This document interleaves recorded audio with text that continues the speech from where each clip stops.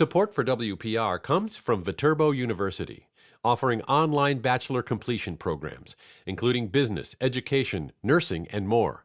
Information is available at viterbo.edu/completion. Support for WPR comes from Prairie Nursery, committed to helping customers create sustainable environments that restore biodiversity in the garden and landscape, with a selection of native plants and seeds at prairienursery.com.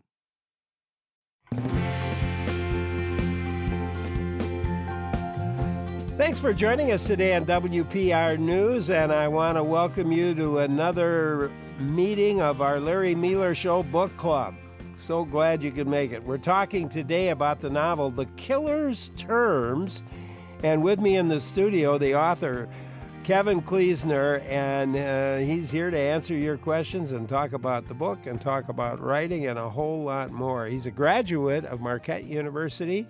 He's been an outdoor writer for a daily newspaper. He was a teacher, a hospital administrator, and, of course, an author. He might be the only person who is a member of the American College of Healthcare Executives and the International Thriller Writers.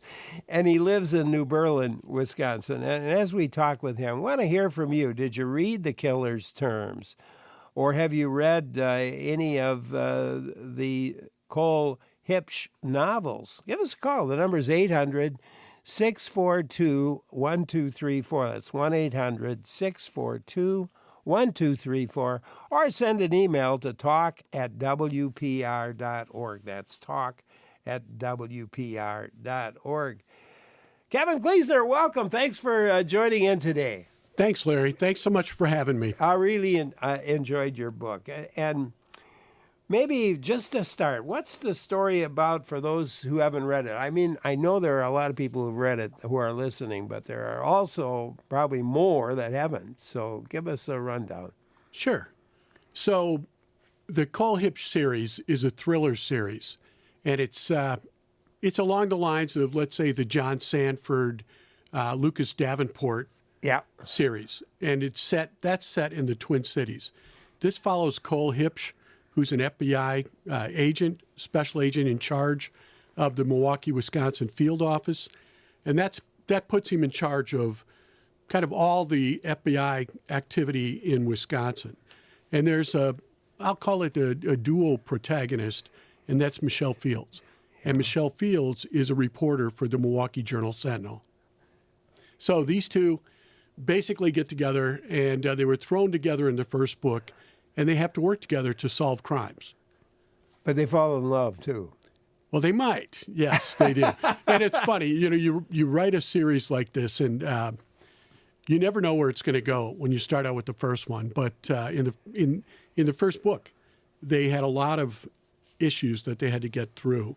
And there's one thing that I believe, Larry, that we've lost in society today, and that's the ability to have civil discourse where we're so divided. And in my books, the protagonists in particular maintain respect, even though they might have disagreements about different things. Yeah, it's and that can be tough to do. It can be. Yeah, especially if you have your own strong opinions.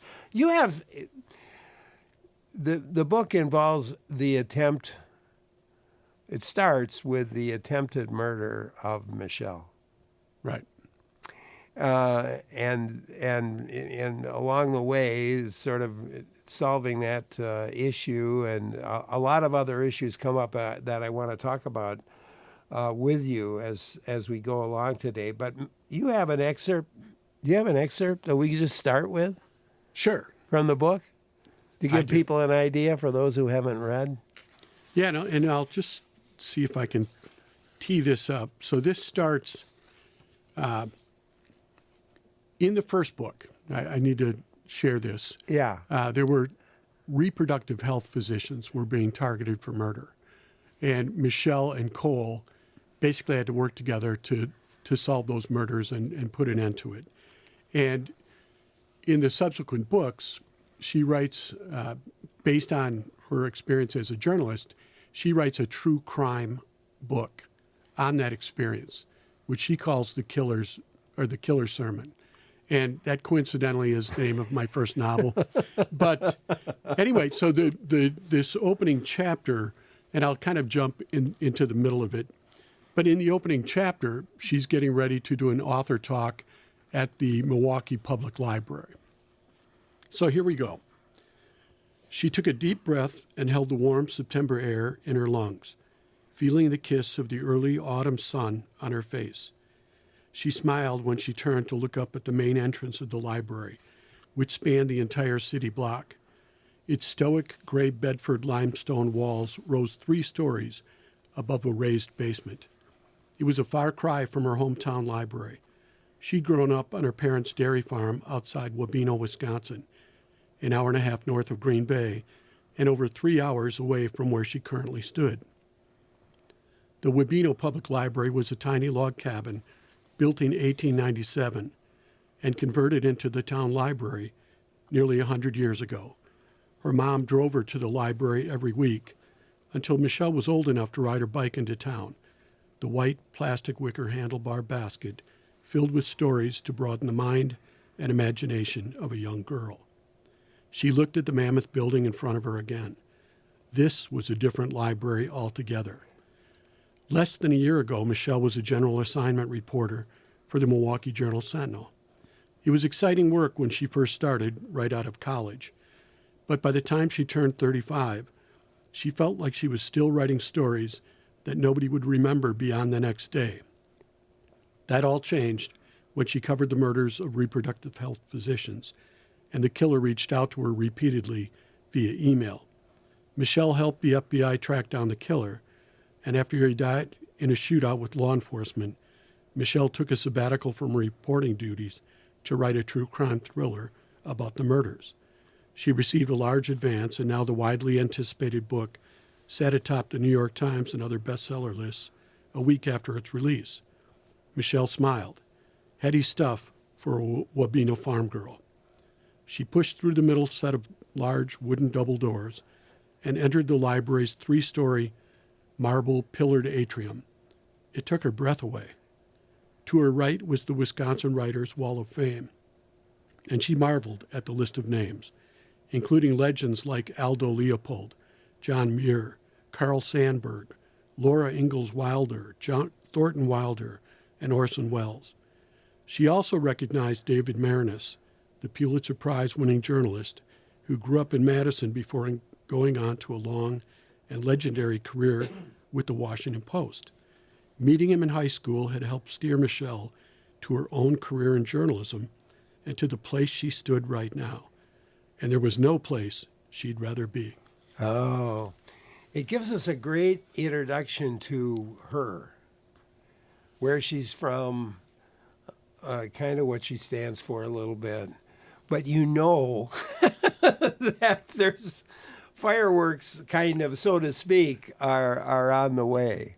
Well, you know, they say it's always darkest before the dawn, and sometimes when you're at your peak is when something comes around in life that drops you very low, right? And so obviously she's at the pinnacle of something right here, and she's feeling great about it.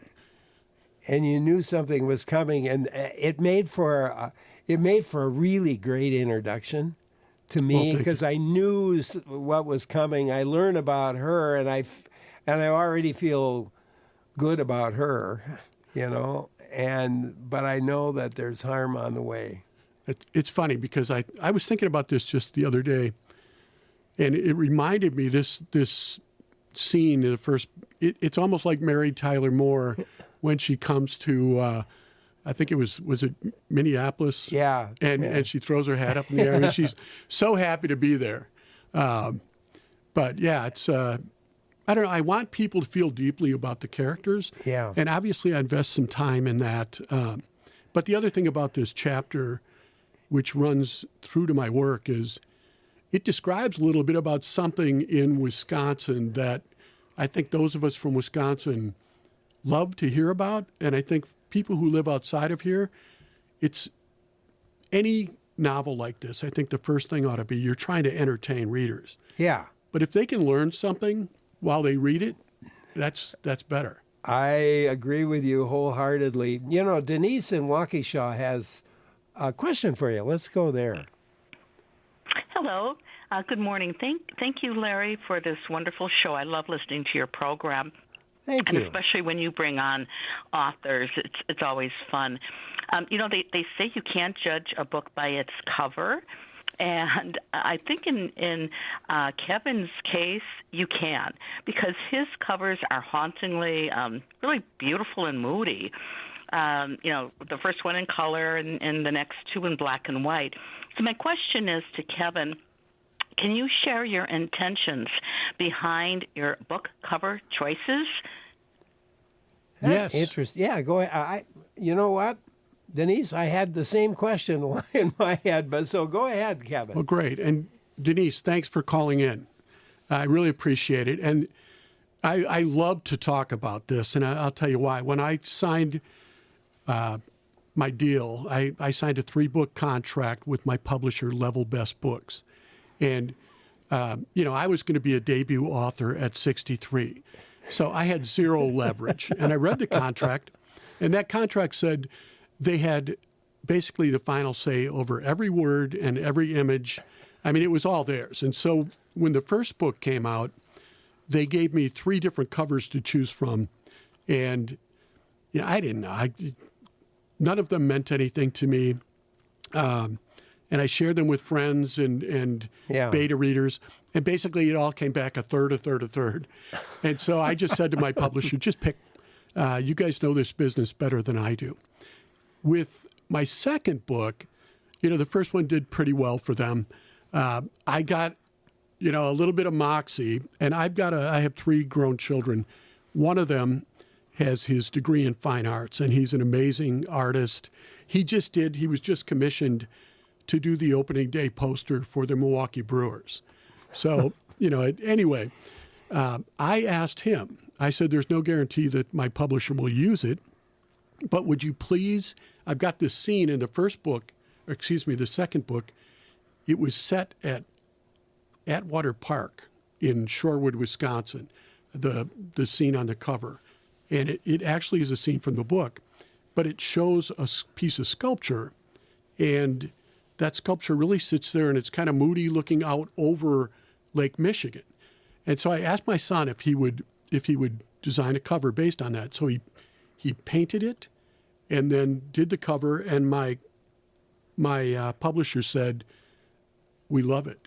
And so they went with that. And with this one, there's a scene that takes place at Marquette University it's called the St. Joan of Arc Chapel. And that chapel was built originally in the early 1400s. It was built in France.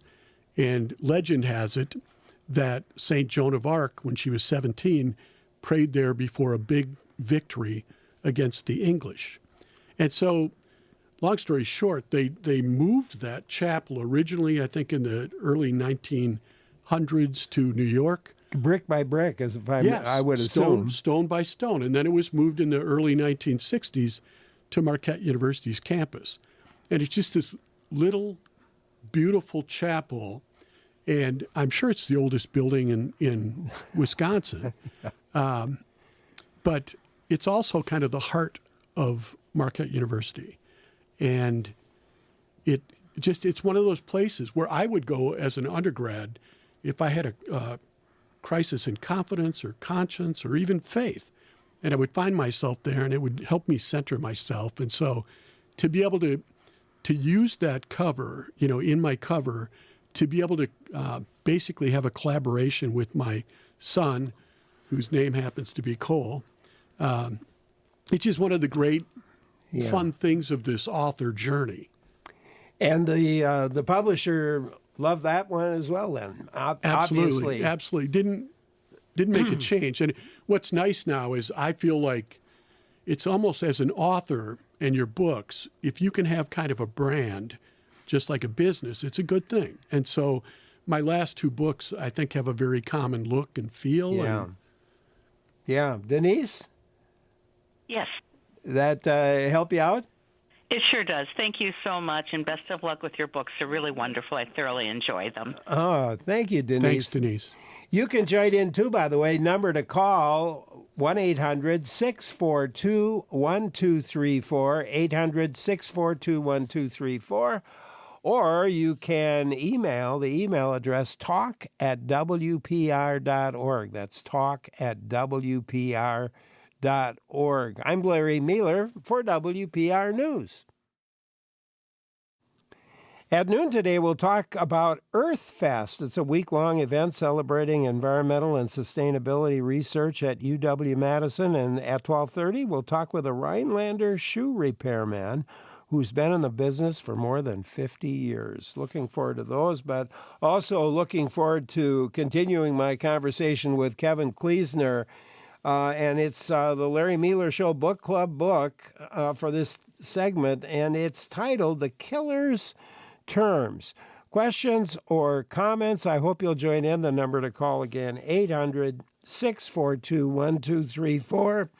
Or you could email to talk@wpr.org.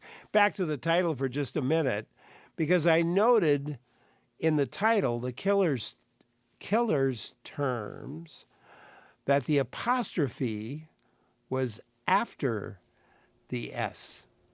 Well, we had more than one killer. So, but it's funny. I've had a number of people point that out to me. It's good. Barbara in Cross Plains has something for us. Barbara, hi. Hi. Thank you so much, WPR, for this great stuff you do, like telling us about great authors and great books. I'm a daily reader. I belong to book clubs, and I was born and raised in the Midwest with ties to Wisconsin and Minnesota and all of the states.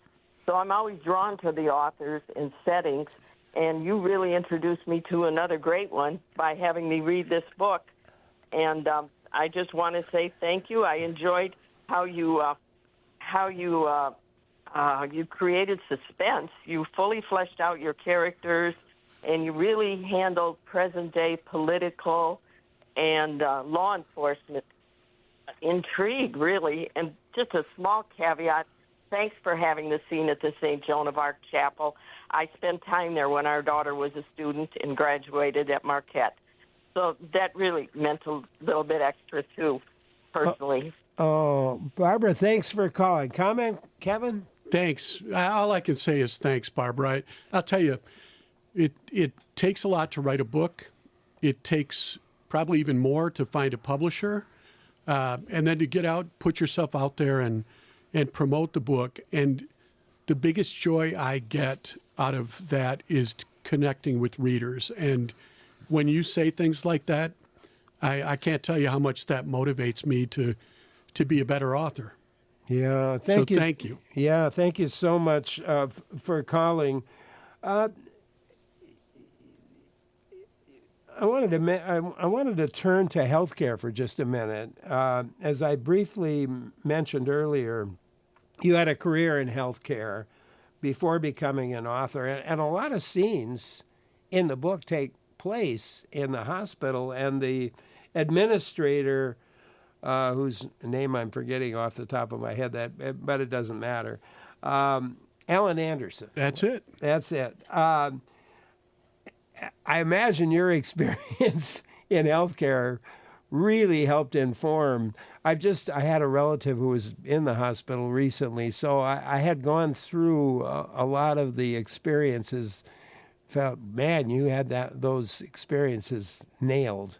Well, thanks for saying that. I mean, I was an administrator for a lot of years, and I was the president of St. Joseph Hospital in Milwaukee for basically 5 years, and I finished my career. I thought maybe I was going to be retired, but I went back to work to get the Mental Health Emergency Center in Milwaukee off the ground, and we got that up and running and accredited, and that basically was opened and accredited by March of let's see, a year and a half ago, 2 years ago now, and I retired right after that. It was kind of like time to devote myself full time to the writing.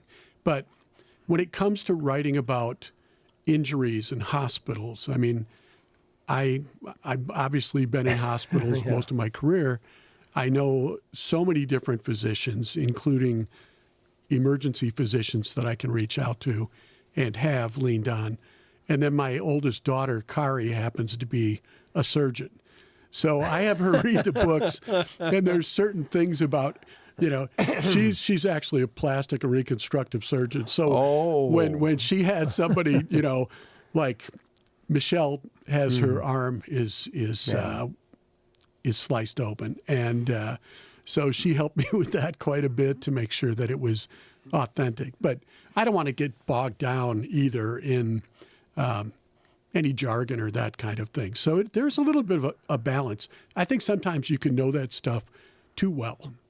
Yeah, I would guess that could be the case. But it's all very straightforward, your descriptions and so forth of what's going on and what medical, there's a medical thing that happens to her that you describe pretty darn well, and even I could understand it. So it was well done. The characters, they visit many restaurants and coffee shops during the story, and you talk about, right, you mentioned already that many of them are real. Yeah, I would say most the coffee shops, restaurants, they are real. And, I think it makes it more authentic. So, and this started in the first book. In the first book, I had a scene where Michelle and Cole get together for the first time, and it's in an Italian restaurant. Now, I could just make one up, and I could describe, like, the white and red checkered tablecloths and the wicker baskets with the candle, and it would be fake. But the Calderon Club in Milwaukee, I have been there 50 times. I mean, I can tell you what it smells like, what it sounds like, the ambiance. I can tell you what's on the menu. And so when I use that place, it's better. In this one, I have a place. So you probably know Milwaukee is arguably the most segregated city in the country. But there is a place there where St. Joseph Hospital sits. It's called Sherman Park. And Sherman Park is one of those kind of magical places where all these cultures and religions get together and live in pretty much harmony. And there's a place there. It's a coffee shop called the Sherman Perk, and it's run by Bob and Pat Olin. And Pat used to be a nurse at St. Joe's. But anyway, it used to be a filling station, and they made it into a coffee shop. And it's really kind of like one of those, the heartbeat of that neighborhood, because they have all these community events there. They have live music. They have different things that otherwise you're not going to find in that neighborhood that much. And I don't know. I love telling those stories. And I'll tell you one more. There's a place I had in my last book. It was called the La Finca Coffee Shop, and it's in St. Francis. It's within walking distance. The Milwaukee FBI field office is actually in St. Francis. Okay. It sits right on Lake Michigan, and it's amazing. But anyway, La Finca is owned by two sisters, and those sisters have a grandpa who lives in Mexico, and he has a coffee estate down there.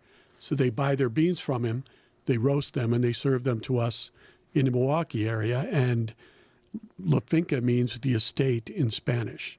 And so I get to tell these little stories, but I set scenes in these places. And it's funny, I don't do product placement, so I've never taken money for it. Yeah. But my protagonist also loves a good craft beer, especially an IPA. I figured you must like craft beer. Yeah, I like craft beer. I do. Yeah. But I have never, I would take a free beer from one of those breweries if it ever comes up. I'm putting it out there, Larry. Well, what do you? All right, La Finca or any of them, do you let them know in advance? Do you tell them, is it okay? Or what? No. You don't? No. But it's funny because the only time I make up a name for a place like that is if something kind of bad is going down there. if I put it in a really positive light, sue me, because I have my MBA too, and I took business law, and I took the law of mass communications, and they're going to have a hard time showing harm when I put them in a good light in a novel. That's me. My youngest son is a lawyer. He might disagree with that, but no, I don't. But it's funny because I've reached out to them afterward quite often and said, hey, okay. I just want to know. And so I ended up doing book signings at La Finca and at the Sherman Perk. I've done book signings at Good City Brewing and, different places. And it's, that's fun for me. And it's kind of a marketing, I guess you could call it in a way. Absolutely. Yeah. I'll give you one other example of that. Have you ever heard of George Webb's? Yeah. So George Webb it's a restaurant. I'll call it a chain, but it's really 19 different diners all in the Milwaukee area, and it's a place that if you live in the Milwaukee area, you've either gone there after bar time, or you've gone there after Sunday mass or something, or after a Brewers game. Or after a Brewers game, if they win 13 in a row, you get a free burger. And so anyway, I actually have my protagonist, Cole, takes one of his people there after they get into an altercation at a bar.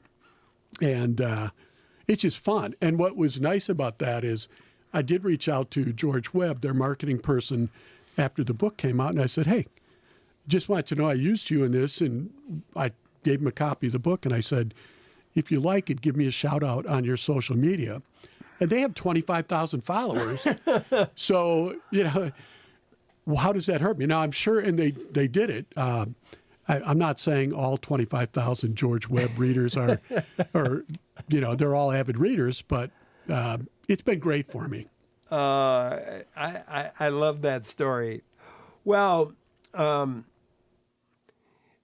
in your book, and it's an interesting thing, when you're an FBI guy like Cole is, all right, here's his girlfriend, basically, who's been attacked, and it looks like there's a reason for the attack. So he's, there's some protections and so forth that have to be made in her. But then, if you're in his position, there are all kinds of other things that are going on at the same time, and you can't just stop and focus all your attention on this one thing when you got all these other things that are going on. And these other things in your book were really interesting to me. You take on a lot of social issues in the book as part of the other things that Cole is working on. And you've got a poultry plant in Ladysmith that's using underage kids for dangerous jobs. And also coming into play is migrants who are some who are illegal. So you've got Right. that as an example. Right. Well, and this is Where'd that case. come from, by the way? What's that? Where did that come from, by the way?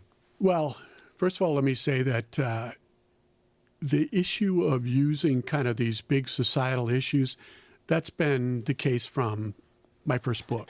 Yeah. And I will say, though, I hate it when I read a book by an author and they agendize. They try to tell me what to think about something. Mm-hmm. And I've seen that from people on the left, and I've seen it from people on the right, where they want to, tell me what I should believe about this issue, and I don't like it.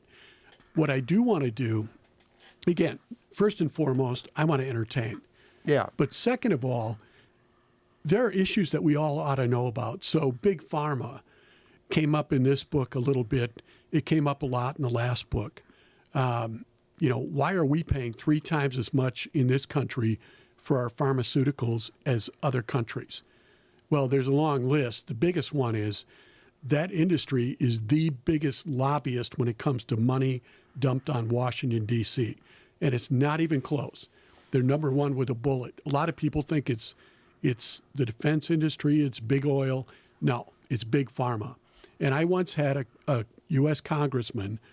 I was on his healthcare advisory committee, and I asked him after a meeting. At this time, we were only spending twice as much. But I said, why do we allow that? And he said, Kevin, if I'm ever asked, I'll deny I said this. But he said that's the one industry that has both sides of the aisle bought and paid for. Wow. And it just blew me away. And I think there are things that the public should know about. And some of them, I'm not even, so I get into vigilanteism a little bit. I get into journalistic integrity in one of my books. And in this one, I get into human trafficking, both in terms of for labor, but also for the sex trade. And when you think about, and I'll tell you, things that happen out in real life that I read about sometimes are so shocking that I can't let them go, and they're going to end up in a book. And one of those, I think it actually happened in Indiana. But there was a plant, a poultry plant, that was raided by the FBI and ICE, and they found, I think it was 20-some illegal immigrants working in this plant, underage. And here's the thing. That industry, meatpacking, is one of, if not the most dangerous, right? And which is why minors can't work there. And there was another situation, this was, I think, in Florida, where a kid who was 12 years old was working in a poultry plant like that and actually got caught in the machinery and was taken up to the ceiling and was asphyxiated, died. And it was horrific. And they looked at his ID, and it was of like a 35-year-old man, and this kid was 12. So these things really happened. I put them into fiction, but I use a quote in my second book, and it was by the French philosopher Albert Camus. And he says, fiction is the lie through which we tell the truth. And I mean, you can get the truth out there through stories like these in a way that if the Wall Street Journal does a story in 6-point type, people might not wade through. But if you're reading a fast-paced thriller or some other novel, I think you might do it. The best example I can give of that is I think about what To Kill a Mockingbird by Harper Lee did to challenge people about how they thought about race, right? And she didn't tell you what to think about race or how you should act, but she just told a story and caused us to think. And so in a very, very lesser way, I'm trying to do that. The other thing I get into in this book is congressional term limits, and I could talk about that for days. I'd forgotten. I'd kind of forgotten about the congressional term limits, but it was. I'm glad you brought that part up as well. Well, how did you? Let's take the poultry. You must have done some research on poultry operations.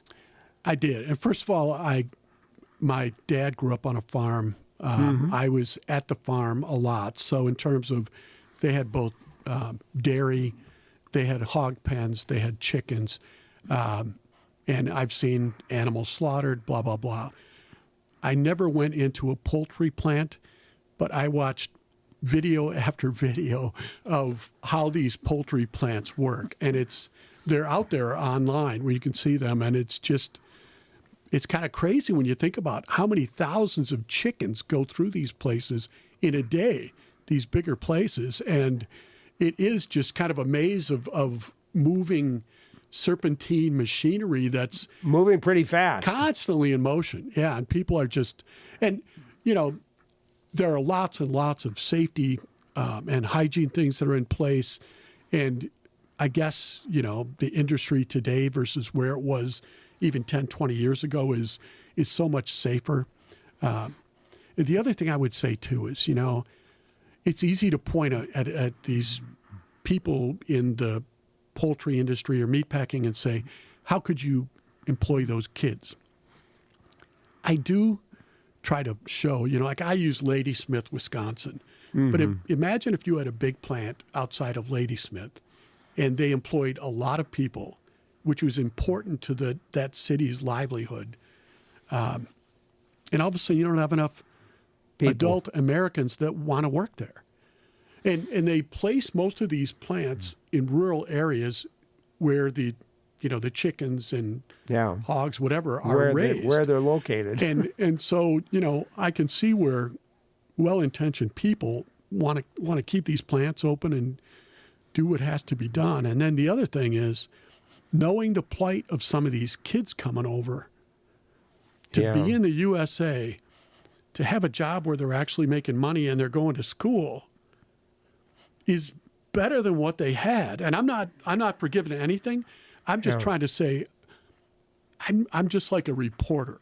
Like the reporters used to be back in the day before they started to just give their opinion. Some of this stuff, I don't even know how we solve it, but it's important people know what's going on. Yeah, I think you are exactly right. Diane, who says she's one of your former high school classmates, emailed us. Diane said, just love all your books and the setting in Prairie du Chien. Diane says she gets a kick out of the names of your characters. It takes her back to her hometown. Keep on writing, and Diane looks forward to more of your books. So, well, that's nice. And names, it comes up. Do you use a lot of friends or former whatever? Yes, I'm very guilty of that. And but what I do is I'm like Frankenstein typically. I take like the first name of this person and the last name of that person. And I'm just like, when I do it, I'm chuckling to myself. And, some of these are unsavory characters, right? And after that first book came out, I had different friends, and they say, how come my name's not in the book? And it's funny. There's a childhood friend. I knew her since kindergarten or even earlier, and she said that to me after the first book came out. And I'll just use her first name. It's Nancy. But anyway, in the second book, my villain is a villainess. She's a horrific woman, and I might have used her name for that character. And then when that book came out, I had to reach out to her before it came out, and I said, Nancy, just so you know, your name, I did get it in there this time. I hope you're okay with it. And she has a good sense of humor, so she was fine with it. But there was one time, too, where I used the full name of somebody. And it happened by accident. I had a lawyer, and his name was Frank Barrister. That's what I was going to use. And when my editors went through it, they said, do you know what a barrister is? And I said, yeah, it's a lawyer. It's kind of an English word. And they're like, well, that's too clever by half, or whatever that saying is. And so they said, what do you want to use? And I said, well, how about Frank Gamina? And Frank may be out there.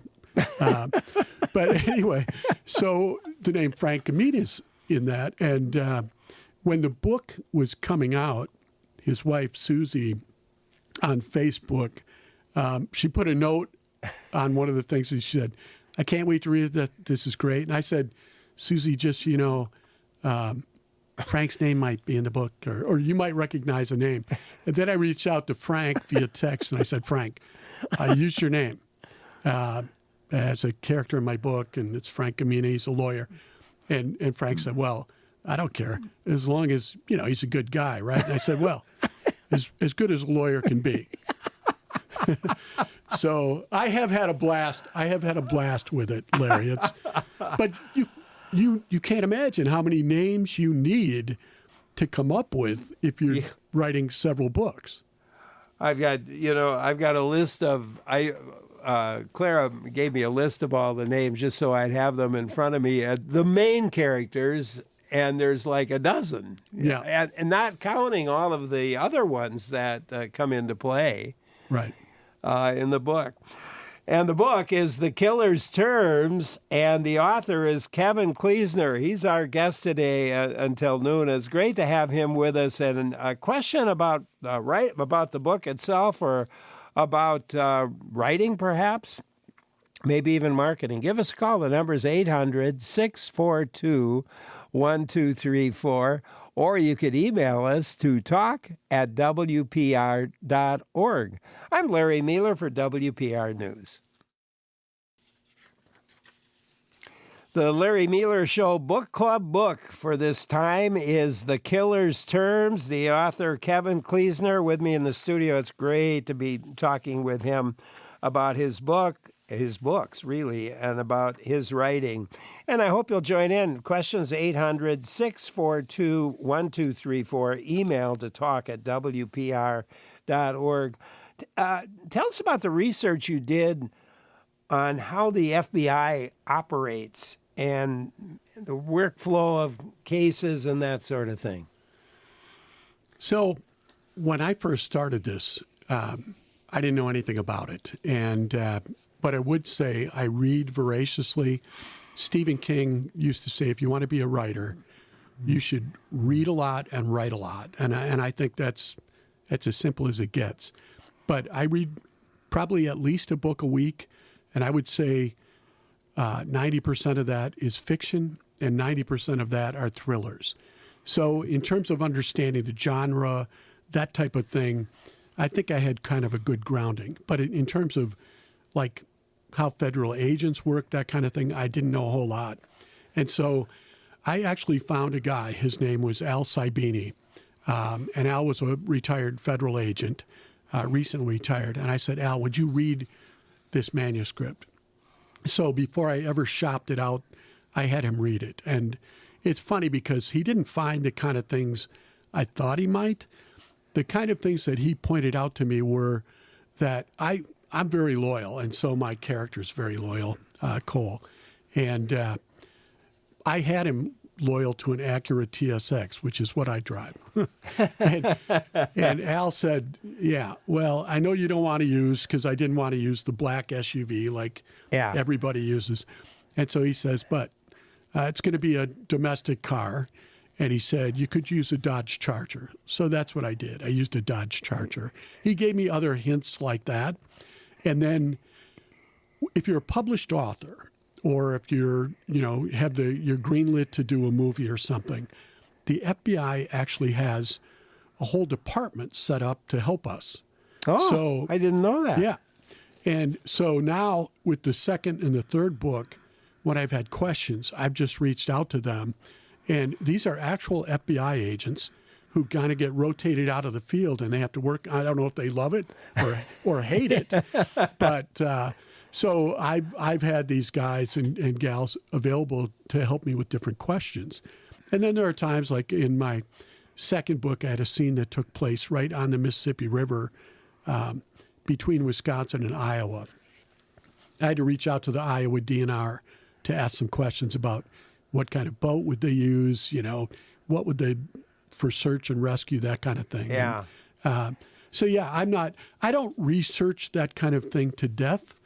I'm never going to let something that might be let's say a trivial procedural thing get in the way of a good story. But I do want to be as true to it as I can be. And you often use statistics or in a very simple, it's pretty straightforward way when you're talking about these issues, which I appreciated. And I thought, I think those numbers are pretty accurate. Yes, those are. Even when I get into these issues about human trafficking and term limits, when I talk about the Pew Research Center, their latest research says that 87% of the adults in the U.S. want term limits, but they haven't brought it up for a vote in over 30 years now. That's all true. Yeah. There's a reason that it hasn't been brought up. Yeah, exactly. Well, you get into another one of the issues that Cole works on is one involving a missing Native American woman. And that's another issue that is maybe in existence here in Wisconsin. Probably is. It is. It is. And as a matter of fact, it's bad enough. I say that there's a special commission that was set up, a task force to look into that, and that's actually true. So it's an issue, the human trafficking issue, and young people kind of disappearing that's a real issue in the state, and it's even in rural areas, and it's an even bigger issue with female Native Americans. And so, like I said, there is a commission in the state that's looking at how to why is this happening? What do we do about it?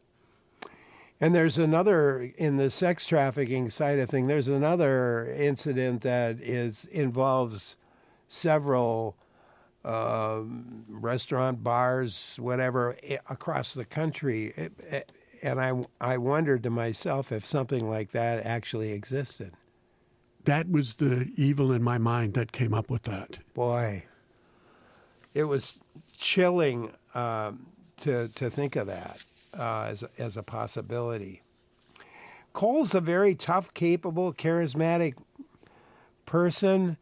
How do you write such a lovable main character but still make him human? It's funny because I'm sure there are a few people out there that, again, have known me for a long time that are listening. And when I've given an author talk, I grew up in Prairie du Chien. And when I do my author talk there, this last time we had, I think it was 60 people. We had some people out in the hallway, and it was just great. I mean, they've been so supportive. Yeah. But help me out with the question again. Well, how do you, he's a lovable character, but he's still human. So, I take the best traits of myself. So the guy he was born in Prairie du Chien, 2 degrees from Marquette. He wrestled. Yeah. He lives in Milwaukee now. All those things are true of me. And I've had people say, well, he's you, isn't he? And I said, well, yes, if I was just a little taller, smarter, stronger, he would be me. But I try to, I don't want any character to be cookie cutter or some cardboard cutout. I want them to have weaknesses. I want them to have weak moments. I want them to feel the downs as much as they feel the ups. And, I don't like somebody who's superhuman. That's not what this series is meant to be. No, I certainly agree with that. Oh, Cassandra emailed us just as a comment on using friends' names. Cassandra says Nelson DeMille uses friends' names in his books if his friends will make a donation to charity. And when I'm as famous as Nelson DeMille, or you mentioned John Grisham before, I'll do that same thing. Oh, man. So you've got 3.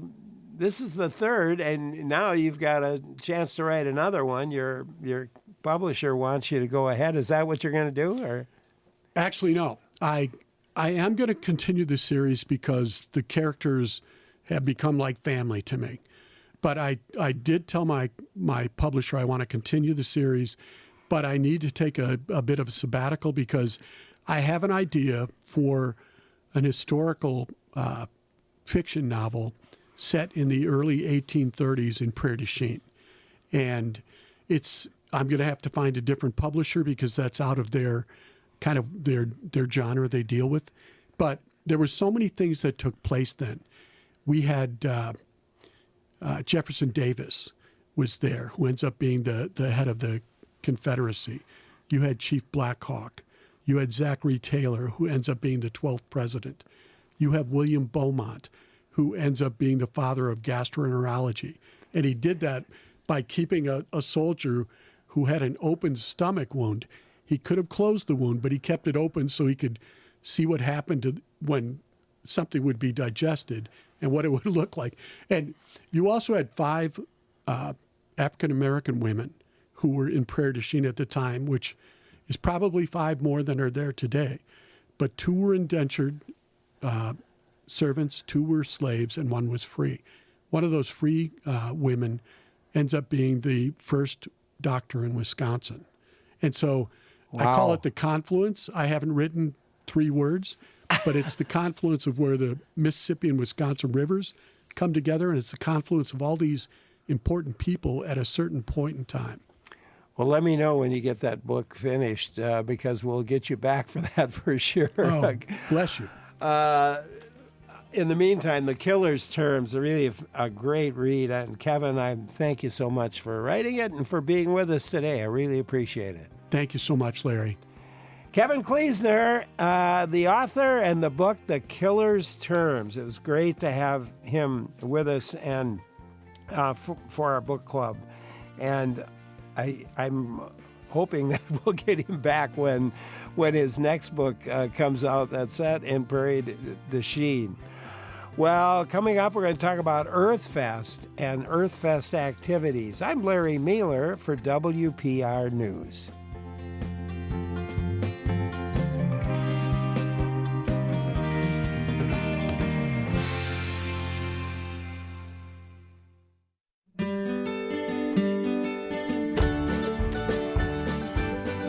Great to have you with us on WPR News. Larry Mealer here. We're talking now about an event called Earthfest. It's a week-long event, and it celebrates environmental and sustainability research that's going on at the UW-Madison campus, and we have a couple of guests for you. One, Chelsea Rademacher, is Communications Manager of the Nelson Institute for Environmental Studies. And Chelsea, welcome. Thank you so much for having me, Larry. Great to have you here, and I'm great to have Lauren Graves with us as well, who's the Communications Manager for the Office of Sustainability and at UW. Lauren, great to have you with us, too. Thanks for joining us. Thank you, Larry. And the two of them put their heads together and organized this fest. Well, we can't take full credit, and we certainly won't take most credit. We are just the kind of chaotic marketing masterminds behind getting the word out there, I would say. This event has been almost decades in the making, I would say. Last year was the inaugural year of Earthfest, and it was the uniting of two events that had formerly happened on campus and off campus. Part was hosted by the Nelson Institute for Environmental Studies, and it was our annual Earth Day conference. This started back in, I think, 2008, around there. Yeah. It was a day-long event at the Monona Terrace, and speakers would come in like Neil deGrasse Tyson and Jane Goodall, and we would really engage with our alumni network in the community. So that was one way that the Nelson Institute and environmental and sustainability work at the university engaged with folks around Earth Day. But then the Office of Sustainability had a separate initiative called Earth Week. And I'll let Lauren speak to that a little bit, and then we can talk about how we came together for this Earthfest event. Yeah, go ahead, Lauren. Yeah, so like Chelsea mentioned, we've had a lot of different events popping up on campus. And as you can imagine, every spring, it's not just the Nelson Institute for Environmental Studies or the Office of Sustainability that are hosting environmental events. And Chelsea mentioned one big one that the Nelson Institute has hosted for a long time. And in 2018, the Office of Sustainability's student interns, our undergraduates, came together and tried to create a counterpart to the Nelson Institute's public-facing offering that historically used to be at the Monona Terrace. I remember that was one of the first times I ever worked in a professional capacity in the environment, actually was tabling at an Earth Day conference. No way. Yeah, maybe like 2016 or 17. It was meant to be, Lauren. It was meant to be. We've come full circle. But so our undergrads in the Office of Sustainability, and of course this predates when I was in the office, but in 2018 they came together and they tried to create something where by students, for students, a week of events that would pull people together and celebrate the work that happens on campus. And over time, we worked closely together for a lot of different things, but eventually we came together and started building a team to not just pull together the Earth Day and Earth Week events on campus, but also to try and unify all events that are happening on campus and really put a spotlight on the work that's happening at Madison. Yeah, it's pretty cool. And the fact that Earth Day is really a Wisconsin invention, I guess we could say makes it even more special and more important and great that you guys are doing this. Absolutely. It's really important for us to show this work that's happening on campus and how it extends to Wisconsin and the world. And like you said, bringing it back. Earth Day is rooted here in Wisconsin. Senator Gaylord Nelson, Earth Day was his idea. Yeah. It was around 1969 he heard about teach-ins that were happening in California about the Vietnam War and activism around that. And he wondered, what if all colleges did this, but for the environment? And then April 22nd of 1970, we had the first Earth Day, and the rest is history. And of course, Gaylord Nelson is the namesake for the Nelson Institute, so those roots run really deep, and we're excited to find a really modern and innovative way to celebrate that legacy and that history here. Yeah, we're really thrilled to bring Earth Day home, back home Yeah. again. And, from Wisconsin to the world, like Chelsea mentioned, Earth Day has its roots here. But even beyond Gaylord Nelson, we have a really deep environmental history, as many Madisonians and Dane County folks will know. It's, we have Aldo Leopold and many others at our institution and from this land that have 175 years of institutional momentum in this space, and EarthFest is a new modern way to kind of bring that and share it out with the state. I think is one of the interesting parts of this is that you bring together science, music, poetry. I've interviewed Bassam Shakashiri of chemistry many times on this program, and that's something that he was big on doing. How are all these disciplines related to celebrating the event? Chelsea, you wanna? Yeah, absolutely. That's a great way to frame it with Professor Shakashiri, and we actually recently had one of our faculty members receive the Shakashiri Public Science Engagement Award. So that's kind of the vein that we're trying to always keep.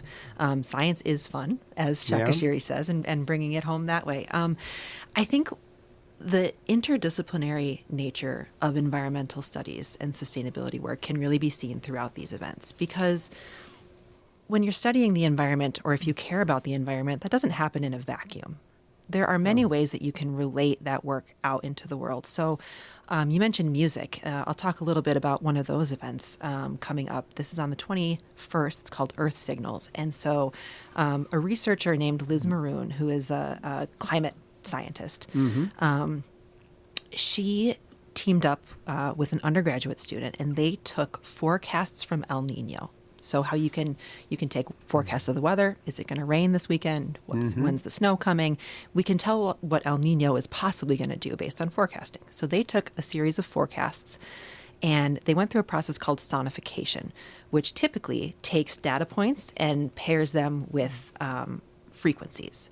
They changed it a little bit and paired it to musical notes, A, B, C, D, E, F, G. Then they teamed up with a PhD candidate named Ben Ferris in the School of Music, who took those notes, set it to the scale B Lydian for any of my fellow music fans out there, and he created an original composition based on these notes pulled from these El Nino forecasts. So this composition is going to be debuted live April 21st, that's Monday, so come on down to the Hamel Music Center and hear it. But that for me is one that it's like you can see how this just transcends disciplines. This is work that crosses everything. And we should nail it all down here as to the dates and locations. You mentioned the Hamel, but Lauren, go ahead and talk about that. Yeah, absolutely. Thanks, Larry. So EarthFest is happening April 21st through 29th, all across campus, every corner of campus, whether it's the Lakeshore Nature Preserve or Allen Centennial Garden, or even facilities planning and management on one of the patios showing what kind of stormwater simulations, how we're managing our campus to improve the environment right here in Madison. So it's really happening all over, like Chelsea mentioned, very interdisciplinary. We have 65 plus events and just as many, if not more, partners from every school, college unit, and division on campus, and some community partners as well. To pull it all together, you've got to go to a website, I'm guessing. You sure do. And you can see it all at earthfest.wisc.edu, earthfest.wisc.edu. We have our full schedule of events there, and some other bonus features like the official EarthFest playlist, and some fun things you can check out there. Well, okay, so I definitely wanted to get that in because I knew that events are happening, a lot of different locations, and it may not be physically possible to get to all of them. Let's go back to, so Monday is the first day of the festival. Yes. One event is called Plants for the Apocalypse. Oh, we love this one. Wow. What will you learn about the relationship between humans and plants at this event? Talk about that. Well, I believe it varies year to year. We are this year featuring Plants for the Apocalypse 3. And last year, actually, Chelsea and I had the chance to attend. This is a repeat. Last year was the inaugural EarthFest. We should say that, too. This is our second time hosting. And this is an event where you have different folks throughout Allen Centennial Garden and I believe Kells. Is it Kells, Chelsea? School of Pharmacy. School of Pharmacy. See, there's so many partners. It's easy to cross our wires. But so School of Pharmacy and others on campus are coming together and sharing us unexpected things about plants that they really like. And almost, correct me if I'm wrong, but I believe it's kind of you jump in and it's kind of what plants would you want if it was kind of the end of the world, or what are the different uses for these plants. And my fun fact from last year, the whole Earth Fest team went together. It was the last event of the year, and told us how good potatoes are and the nutritional value of potatoes, and a really fun narrative for such a common vegetable that you wouldn't expect. Sure. And big fan of that event. Yeah. We think about potatoes regularly now, I would say. Okay.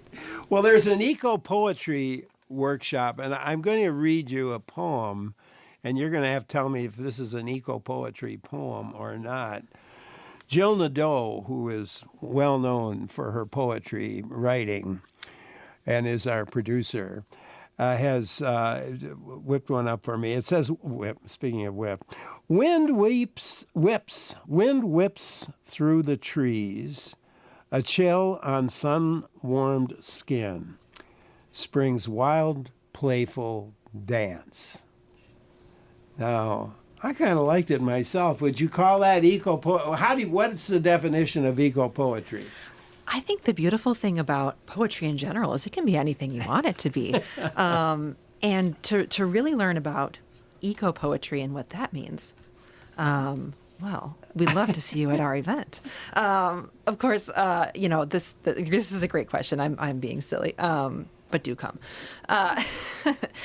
So I think in terms of eco-poetry, we're just thinking about what is our human connection to the earth. And for you, that may mean something different than it means for me. It may mean something different than it means for Lauren. So I think that's absolutely an example of eco-poetry. And the great thing about this event is it's being led by Heather Swan, who's a faculty member in the English department and the Nelson Institute. And in the event description, it says anyone can be a poet. You don't need experience. You just need a pencil and paper. Well, Jill just shot me a note and said, make sure you say that I did it with AI. We appreciate the disclaimer, The Jill. word is out on you, Jill. Thanks a lot for that description. Tuesday, there's a presentation about UW's climate research. There's been a lot of research that's happened at the UW over many decades relating to the climate. So what are some of the research projects that are happening and will be talked about? Yeah, this one is hosted by the Nelson Institute's Center for Climatic Research, and they're going to be focusing in on 4 different research projects that are happening on campus. One is about how we can use solar energy for both food and electricity. So this goes into a project called agrivoltaics, which Lauren knows much more about than I do. It's really interesting. Lauren, do you want to preview a little of what agrivoltaics is? Yeah, so agrivoltaics is a compound word, agriculture and photovoltaics. So essentially we're looking for co-benefits and dual use of producing both energy through solar panels and also crops or grazing on the same piece of land. So really taking a look at how Wisconsin farmers, communities, institutions can reap co-benefits that are both good for the soil and the crops you're growing, but also really good for our energy sources. That's a good one. What are there others? Yeah, there's a handful of others in this. This is an hour-long event from 1 to 2 p.m. on Tuesday, Earth Day. You'll also be able to hear from Bridget Mason, who is the Assistant State Climatologist in our Wisconsin State Climatology Office, and they do some really impressive and fantastic work. So they're going to do an overview of who they are, what they do. If you've ever wondered when the ice on Lake Mendota has frozen in the history of record keeping, they know it. So that'll be great to hear from. And then another one I'll point to is the Wisconsin Initiative on Climate Change Impacts, which is a collaborative project with the Wisconsin DNR on how we can ready our state for climate change and adapt. They'll be giving another overview of some of the solutions that they've come up with collaboratively, with communities. There's also a chance on I forget the day. Well, is it Tuesday where you have the volunteer opportunity to help clean up Nature Preserve? Yes, we have a couple volunteer opportunities. Chelsea, do you have that one up? I do, yeah. Volunteering at the Lakeshore Nature Preserve. That's another Earth Day, Tuesday the 22nd. That's from 3 to 5 p.m. And this is being hosted by students from the Mortgage Center for Public Service and the Actuarial Science Club at UW-Madison. Anyone is welcome to attend, do a cleanup in the native plant garden, collect litter. And the Lakeshore Nature Preserve is a particularly great place. Yeah, it's a beautiful place. It is, and Lauren can give a quick preview of some more exciting things that are happening there. Yeah, absolutely. Well, first, and for those who might not be familiar, the Lakeshore Nature Preserve is an incredible 300-acre space that spans the coast on the lake here in Madison, and we're really grateful to have it. It's a great place for being a living lab for a lot of the research and education that's happening in the classrooms. Folks can go out to Picnic Point and Frouchy Point and the Great Marsh out there and do a lot of hands-on research, which is wonderful. And it's a 3-man team managing all 300 acres. They're part of our Office of Sustainability as well. And they're hosting a variety of events from late night birding. I'm really looking forward to that one. If you have any birding fans in your audience, we've got some great experts joining us at 6 o'clock on, I forget which evening, but if you go to earthfest.wisc.edu, you'll be able to find it along with many other great events. And, we're coming up on peak birding migration. And so they're just a really great place for rich ecological history and place-based learning. It's really where research meets reality here on campus. I went on a birding expedition out there a few years back, and it was a lot of fun, and there were a lot of birds. Yeah. There's no question about that. And this is really the kind of the perfect time. The trees aren't all leafed out. The birds are singing because it's time to make more birds, so to speak. And so there's a lot of activity going on at that preserve. So a fun thing to do. And again, it's Tuesday, right? Bird hike, the Lakeshore Nature Preserve cleanup is Tuesday. The bird hike is April 27th. Okay, all right. There's also a medication take-back event. And that was kind of an interesting one to me. What's going to happen? People are going to be able to bring... Yeah, so this is hosted through University Health Services. So they run all of the health, flu shots, counseling services for students here at the UW-Madison campus. And if you think just about your own medicine cabinet, I mean, I've probably got a bottle of Tylenol in there from 2005 that needs to be disposed of. You may think, I'll throw it, I'll flush it. There are better ways to dispose of your medications, whether they're prescription, vitamins, cold medicine, that are more environmentally conscious. So University Health Services is going to be offering 2 medication take-back events during EarthFest where you can bring any unwanted, opened, expired medications of any type, no questions asked, and they will take them and dispose of them in an environmentally friendly way. Wonder how they do it. You know what? I do too. I don't know. I don't know how they do it. It'd be interesting to know how they do it. Well, maybe they'll be able to tell you when. I bet they would, yeah. When I bring my 2005 Tylenol, I'll ask them. I think it'd be worth asking for sure. Thursday, there's a plant-based dye workshop, and students are going to be demonstrating some of their skills at that, I believe. Yeah, this one was an event that was held last year, and it saw a really great turnout. So we're glad that they came back. This is hosted with the School for Human Ecology and their Design and Textiles department. So these students, through one of their classes, are learning how to make clothing dyes out of, think of any natural materials, leaves, flowers, acorns, and they're going to be demonstrating some of their work. There's some beautiful photos that you can see on our website from last year of just these tapestries hanging throughout the D.C. Smith greenhouses with these various dyes. And they'll also be leading a hands-on workshop using indigo as a dye, which is cool. Pretty common. You know, many of us have indigo in our landscaping or in the fields near our homes. So they're going to show you how you can turn those seed pods and those plants into dyes to make your own clothing. And Friday, we've got the sustainability of global food production. And I believe there are many events that we haven't covered yet. Any events that you'd like to highlight? Maybe that'll happen over the weekend in our last minute or so.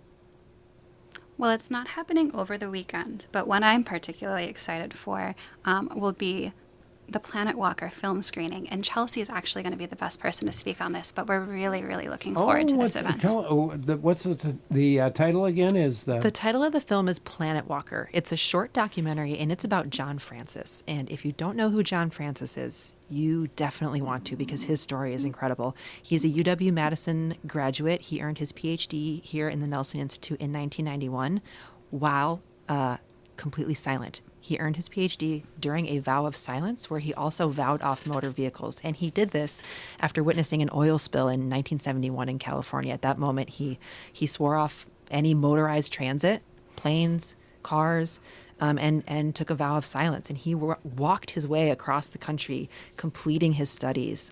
He is an incredible person, and he's going to be with us live on Earth Day at this screening. But not silent. But not silent anymore, although I am told he meditates daily, which sometimes can last the whole day. Wow. Well, I don't think I'd have the patience to meditate all day long. I sometimes have a hard time doing it for 1 minute. I'm told 1 minute's all it takes, though, to start that practice. But I'm with you, Larry. And Larry, there's an Earth Fest event for that too. We've got mindfulness, meditation, and yoga events throughout the week as well. So there are a lot of events we haven't even talked about. I tell you what, how do people find out, again, about the array of events taking place? Absolutely.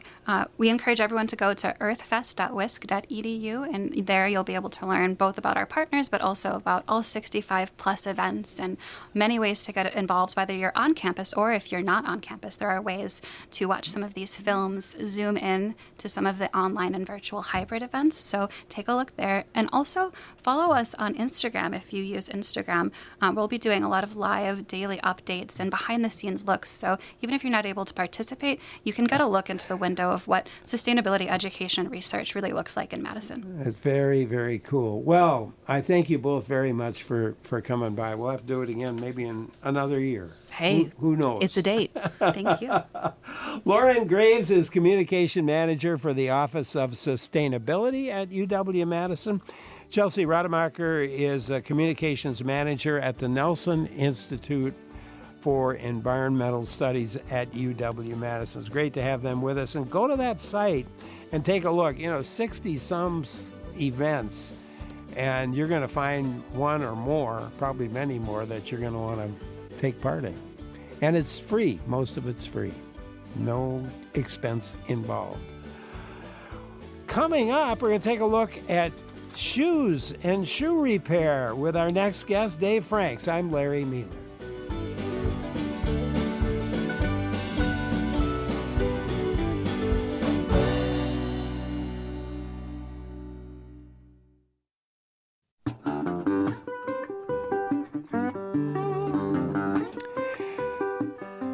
Great to have you along here for WPR News. Larry Mealer here, and we're going to turn our attention to shoes and shoe repair.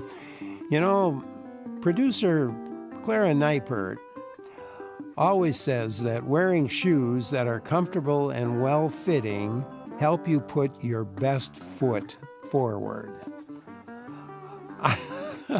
On that note, Dave Franks probably has heard that, and probably believes that. Well, he's with us for the rest of the show. He's the owner of Lakeland Shoe Repair in Rhinelander, Wisconsin. Dave's been in the shoe repair industry for more than 50 years, and man, he does some fascinating and amazing work with shoes. He'll tell us all about it as we move along today. And maybe I hope you'll join in with your own questions. You got a favorite pair of shoes? I've had some favorite shoes that I've actually had taken to a shoe repair shop here in Madison and had fixed, and I love it. Let us know how you keep the footwear you buy in good condition. Maybe you've got a question about keeping them in good condition. Give us a call. The number is 800-642-1234, 1-800-642-1234, or email us to talk@wpr.org. That's talk@wpr.org. Dave Franks, welcome. Thank you for taking time to be with us today. Really appreciate it. Well, thank you, Larry. I appreciate you, and I look forward to this next half hour where I get to talk about my industry for a little bit. Tell us about that industry. I mean, you have gone over and above, I think, in terms of your own training. I was impressed with the work you've done. But talk about the business. Well, it's a business that's been around forever. It's probably one of the oldest businesses or professions in history. I started working for my grandpa in '71, and during that time, I think we could honestly say that the shoe repair industry was in decline even back then. It was the advent of plastic shoes and foreign-made shoes started making shoe repair less viable for people. And as it so happens, in 1971, I believe there were over 60,000 shoe repair shops in the country. And since after COVID now, I think there's around 3,000 left. So it's a big change over the years. But I'll tell you what, the ones that are left are very, very busy. Yeah, I bet. Why should somebody consider getting their shoes repaired instead of just going out and buying a new pair? What are the benefits? Well, the benefits, well, there's many benefits. Just a couple off the top of my head. You're going to save time. I mean, the average person will spend a couple hours going out shopping for a new pair of shoes, and you're going to be in and out of my shop in 5 minutes. You save money. Most shoe repair jobs are going to be a fraction of the cost of a new pair. People who buy quality footwear are going to spend a little bit more, but their shoes are going to last a lot longer. Here, I'll give you an example, Larry. I had a fellow come in not too long ago with a pair of Red Wing boots. He said he'd had them for 11 years, and he wanted me to resole them. Well, I charge right around $100 to resole those boots. He said to replace them would have cost him about $325. Then he told me his son mocked him for having his boots repaired. And he said, son, I've had these boots for 11 years. I'm going to put $100 into them. They're probably going to last me another 11 years. And yet you, on the other hand, you spend $50, $60 on a pair of boots and you replace them every 6 months. So who's ahead in the end? You know, the old saying is you get what you pay for, and I think that can be most true or mainly true with your footwear. Yeah, I would agree. What types of shoes are you able to repair? It's not just leather. You can also replace perhaps a cloth tennis shoe? Absolutely.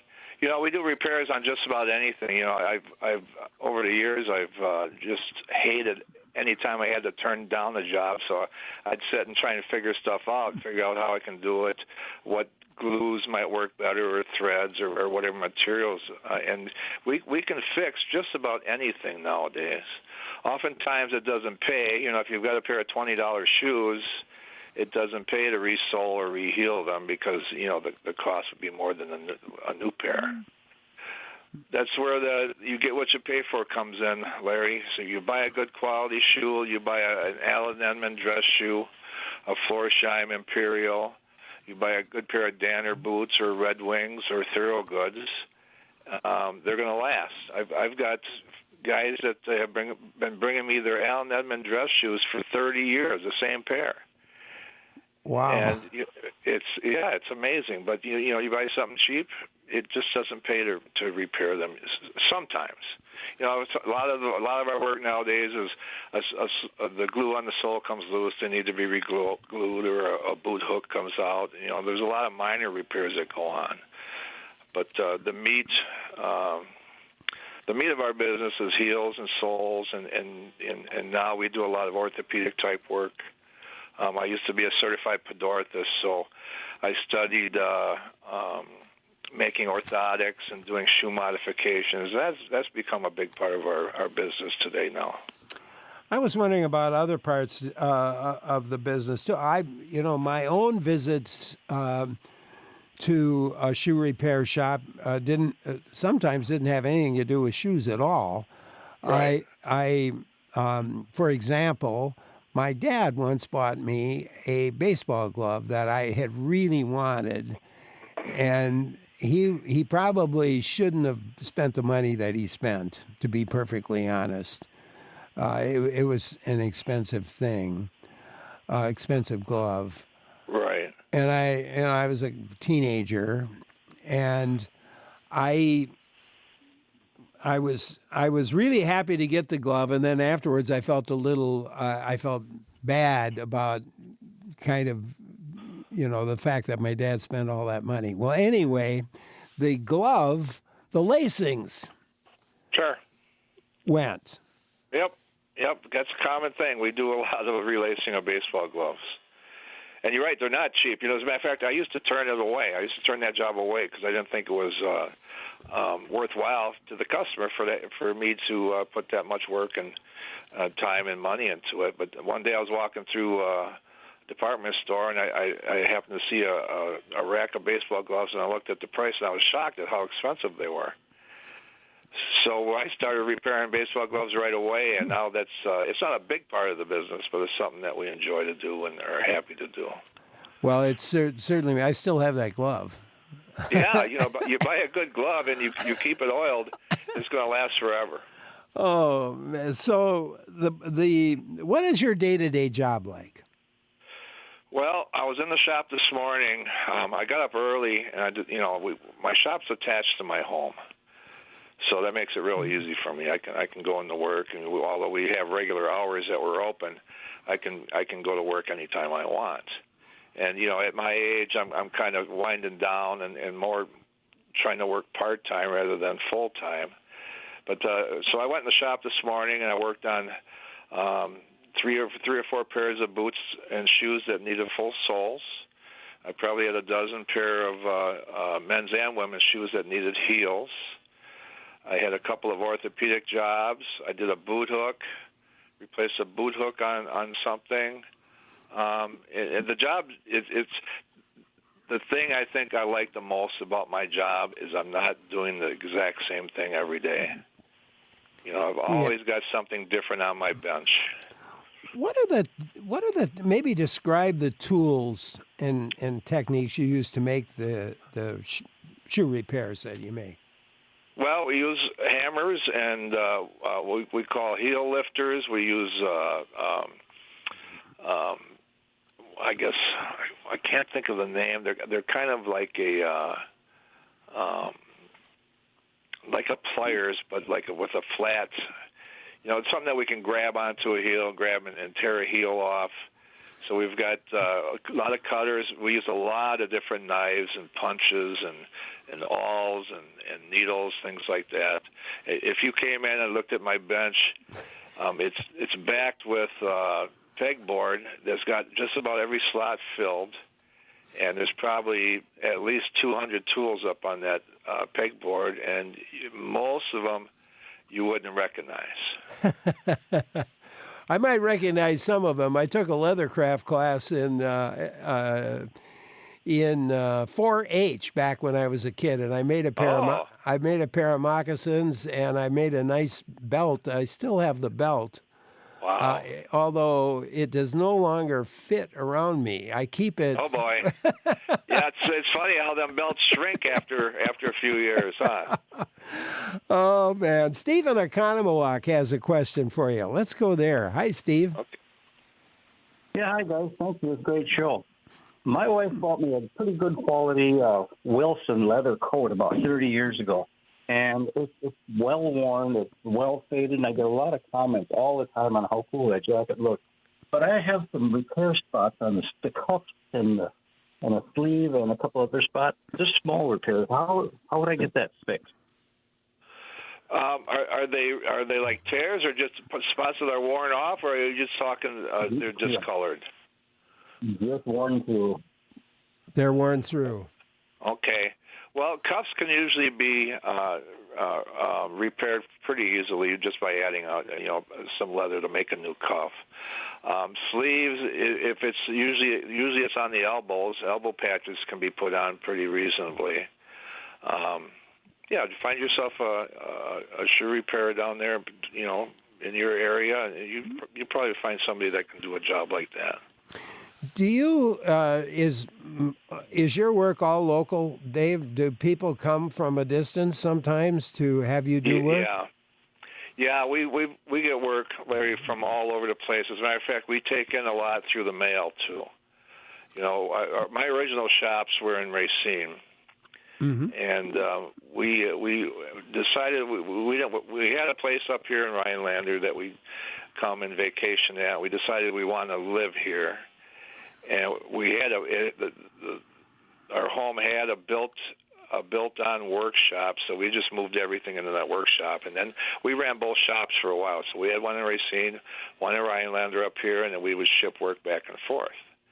But now it turns out that over the years we've had many customers that enjoy our work and have a hard time finding somebody. There will be people that have moved away. Mostly, and they send stuff to us. We get stuff from all over the country. As a matter of fact, a month ago, we sent shoes to Bucharest, Hungary. Oh, my goodness. So the fellow that was a regular customer of ours who works for the State Department, and now he's stationed in Bucharest, and he ships his shoes back and forth. And we've shipped shoes back and forth to Spain, from England, and absolutely all over the United States we get work from. We shipped a pair out a couple of weeks ago to the Florida Keys, to Key West. And they're coming from all over the place. That is really cool and a testament to the quality of the work you do as well. I'm sure of that. I know you even re-heel, like Birkenstock sandals. These are expensive to buy. Yeah. And most people think you wear the heels out or the soles out on your Birks. You got to just go buy a new pair. Well, we resole and reheel Birkenstocks almost every week. We've got a couple pairs in the shop. And even when the cork gets bad, we've got cork that we can use to replace the worn spots. And you'd be surprised how nice them Birkenstocks turn out when we're done with them, and usually it's for half the price of a new pair. Oh, man. Dave Frank, our guest today, he is the owner of Lakeland Shoe Repair in Rhinelander, Wisconsin. Talking shoes and shoe repair with him, and actually, as we're sort of indicating here, he repairs and resolves things other than shoes as well, and boots. And we'll talk some more about that, too. You can join in with your own question or comment. The number is 800-642-1234, or you could email us. The email address, talk@wpr.org. I'm Larry Mueller for WPR News. Talking with Dave Franks, owner of Lakeland Shoe Repair in Rhinelander. And again, you can join in with your questions, 800-642-1234. Email to talk@wpr.org. A listener from West Salem emailed us. Dan's in La Crosse made an adjustment to some favorite leather shoes of theirs, and they can wear the shoes comfortably now in spite of a bunion, thanks to him and all the helpful shoe craftsmen and women.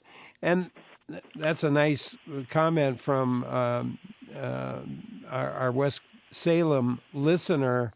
And you can make those kind of adjustments as well. Absolutely. We stretch shoes. I've got every kind of shoe stretcher you can imagine. So we can spot stretch a shoe. We can concentrate on a certain area or just do general stretching. I've got boots in now, brand new women's boots that she brought 3 pair. We're stretching the calves, we're stretching the toes, and we're stretching the vamps on all 3 pairs. So, it's probably the most common job that we do, shoe stretching.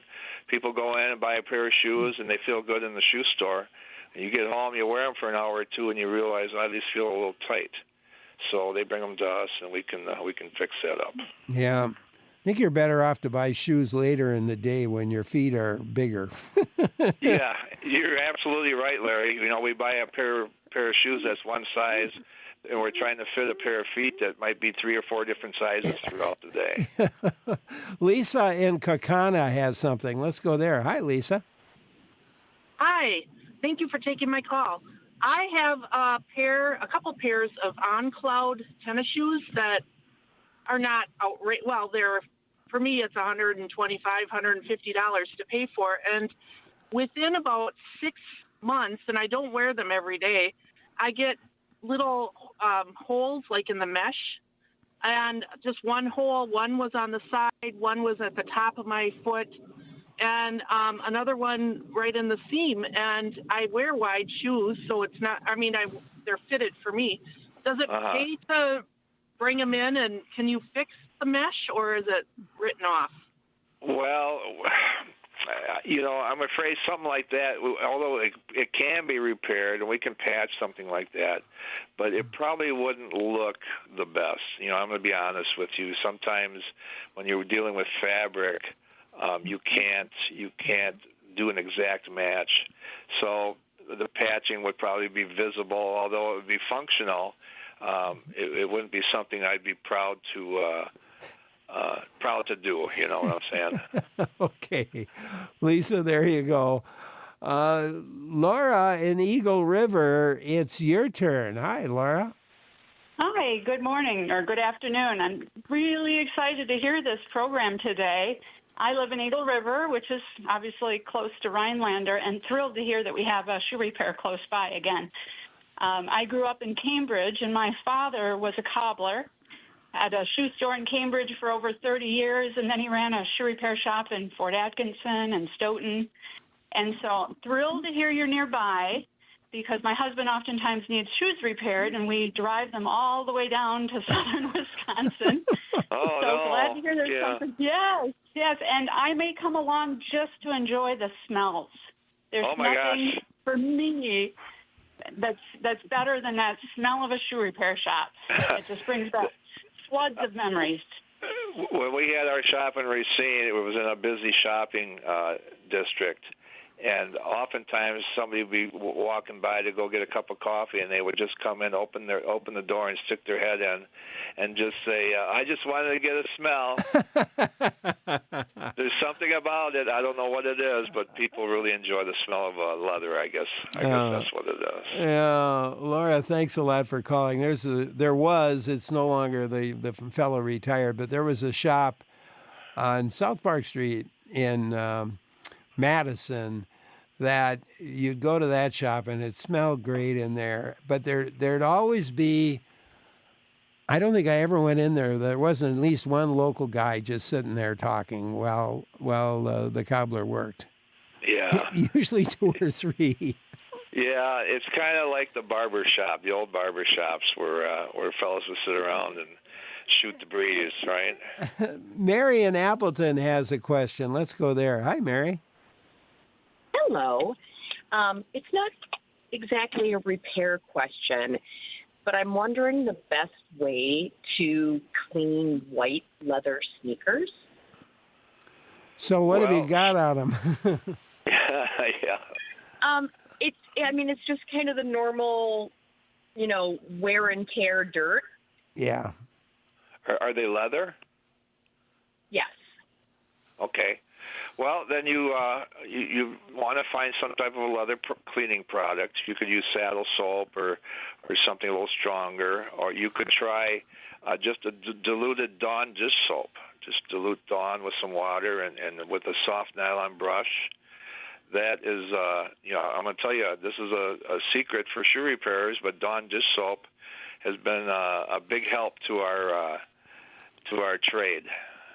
It does wonders on so many things. So I would give that a try. Some of the shoes nowadays are machine washable, and they would instruct you to take your insoles out and then your laces out and just run them through a gentle cycle on your washing machine. Now, I don't know if your pair, there should be a label in there somewhere that would say that, but that's an option too. All right, man. I like the Dawn idea. Dawn works on a lot of things. Yeah, sure does. Dennis emailed us. He says, how do you manage your old footwear? You cobble things together. Yeah. Okay. You probably heard that one before, Dave. In 50 years, I've heard them all many, many times. What are your some of your oddest requests? Well, I'm just sitting here this morning. I wrote down a bunch of them. The first odd request I ever got was a lady came in with a peg leg for her dog. She had a 3-legged dog, and some veterinarian, some genius veterinarian that she had, made this dog a strap-on peg leg, which made him mobile. And he was a very active dog, and he would wear this peg leg out.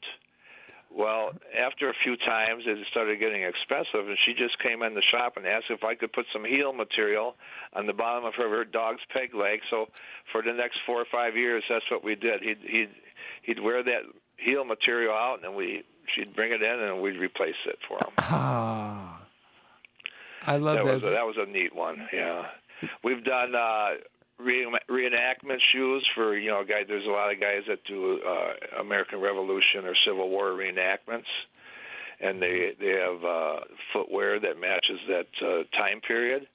So that was interesting. I think one of our favorites, though, is we had a customer who was in a club where it was a car club, and they all had Stutz Bearcat cars. And this fella, he wanted his reupholstered, and he had it reupholstered, but his wife got mad at him. She didn't want that old upholstering taken out of that car. So what he did behind her back, he saved the old upholstering. He brought it in to my wife, and she made a tote, a woman's tote out of that material. And my gosh, this woman was so happy. It was unbelievable. So she had her Stutz Bearcat had new upholstery, and she got to keep the old upholstery, but she carried it around as a bag. Oh man! And Deborah, your wife's been involved in this for a long time too. We've been working together since 1983. That's when we bought our first shop. Yeah. Oh man! And you've obviously made a decent living out of this.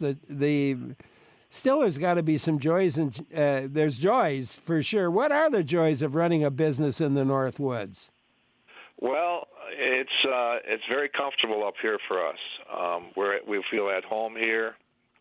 My shop is in the woods, and we're set back, and it's quiet and peaceful. I look out the window, and my shop has windows, and I can look out the window, and I might see a bear walking by, or a deer, or I might see some grouse up in the trees, or you just never know.